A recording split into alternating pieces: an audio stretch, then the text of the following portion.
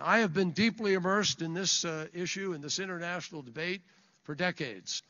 And the question of whether the United States would be willing to make the same tough choices that we advocate to the rest of the world, that question has dogged us from the start. Recently, we had the opportunity to prove that the answer to that question is yes.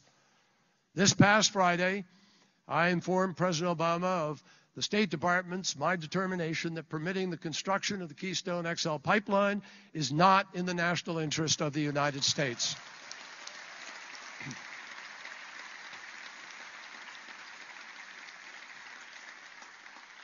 Now, I know all the arguments. Believe me, I know them backwards and forwards for the last year and a half, studying them very carefully. The fact is that permitting Keystone would not have been the long-term economic driver that its advocates claimed. It would not have had a measurable impact on our energy security.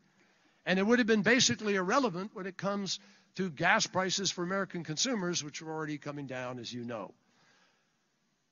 But what it would do, or would have done, is facilitate the passage into and through our country of one of the dirtiest sources of fuel on the planet. And quite simply, this is no time right now for business as usual. If we're going to lead on climate change, we shouldn't grant American legitimacy for the pioneering of a particularly carbon-intensive form of energy at a time when we should be leading the world in a different and far smarter and, frankly, readily available direction. That's what we ought to be doing.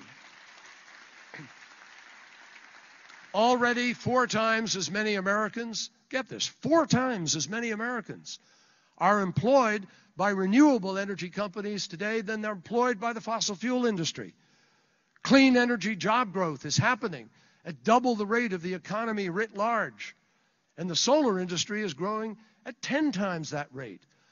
Over the next 15 years, $17 trillion is expected to be invested in energy, and the vast majority of that in clean energy. This is one of the greatest economic opportunities the world has ever seen.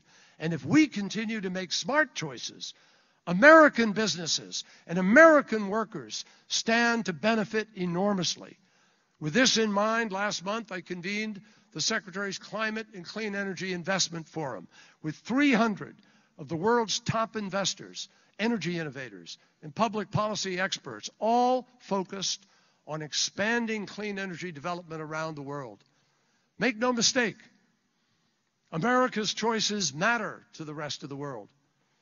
I was privileged to be in Beijing last year when President Obama stood next to President Xi, jointly, side by side, to announce our respective ambitious post-2020 mitigation targets.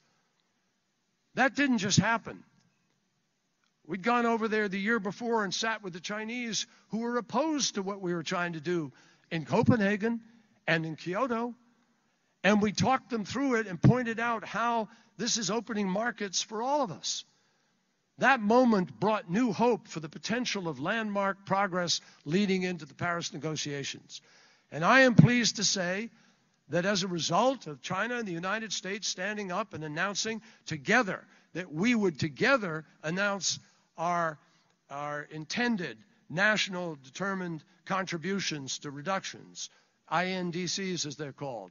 By doing that, today I can tell you that more than 150 other countries representing nearly 90% of the world's emissions have now announced their own targets. That's leadership.